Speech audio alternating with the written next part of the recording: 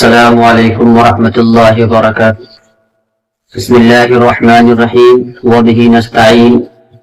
محترم ناظرین کرام، آج میں آپ کے سامنے اللہ کے دوست، اللہ کے ولی حضرت بایزید بسطامی رحمۃ اللہ علیہ کے دور کا واقعہ اور ایک وہ آدمی جو گنہگار تھا، اللہ نے اس کی بخشش اس طرح کی ہے۔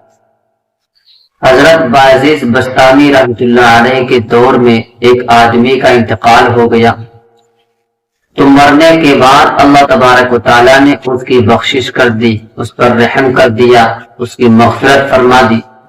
تو اس آدمی نے کہا، باری تعالیٰ ہمارے کس عمل کی وجہ سے ہماری مغفرت فرما دی، ہم کو جنت دیتی۔ اللہ تبارک و تعالیٰ نے فرمایا، تمہارا صرف ایک عمل تھا جس کی وجہ سے ہم نے تمہاری بخشش کر دی، مغفرت کر دی اور جنت دے دی۔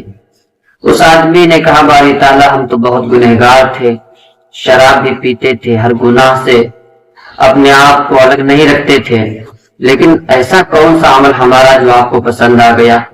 باری تعالیٰ ہم معلوم کرنا چاہتے ہیں۔ اللہ تبارک و تعالیٰ نے فرمایا کہ ایک ہمارے دوست بایزید بسطامی راستے سے گزر رہے تھے اور اس راستے میں تمہارا کوئی کام تھا اور وہاں پاس کھڑے ہوئے تھے۔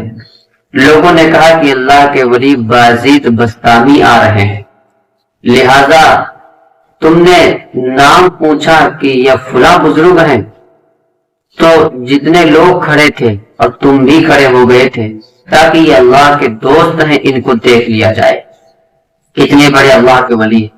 بہرحال جب بایزید بسطامی جو ہمارا دوست تھا گزرا، تو تم ان کی محبت میں کہ یہ اللہ کا ولی ہے، تم نے بھی وہاں کھڑے ہو کر کے ان کے اوپر ایک نظر ڈالی۔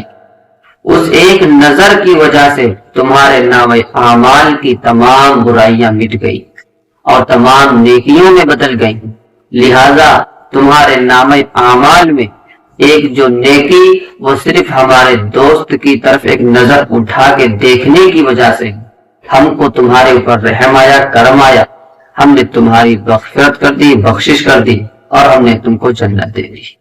یقیناً اللہ کے جو دوست ہوتے ہیں، اللہ کے جو ولی ہوتے ہیں، انہیں دیکھنا بھی ثواب ہے، ان سے اپنا تعلق رکھنا بھی ثواب ہے۔ لہذا ہم دنیا کی محبت جس طریقے سے اپنے دلوں میں رکھتے ہیں، ایسے ہی اللہ کے جو ولی ہیں ان سے بھی ہمارا تعلق ہونا چاہیے۔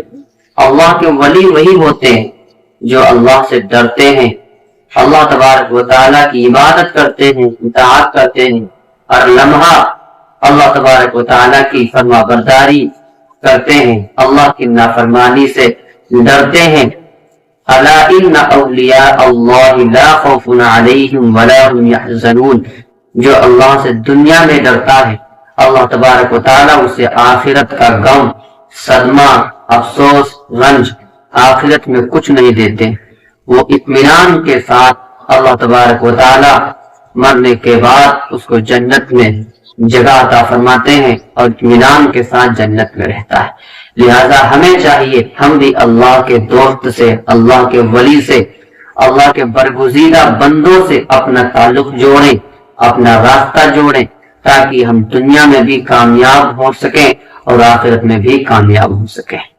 اللہ تبارک و تعالی ہمیں عمل کی توفیق عطا فرمائے۔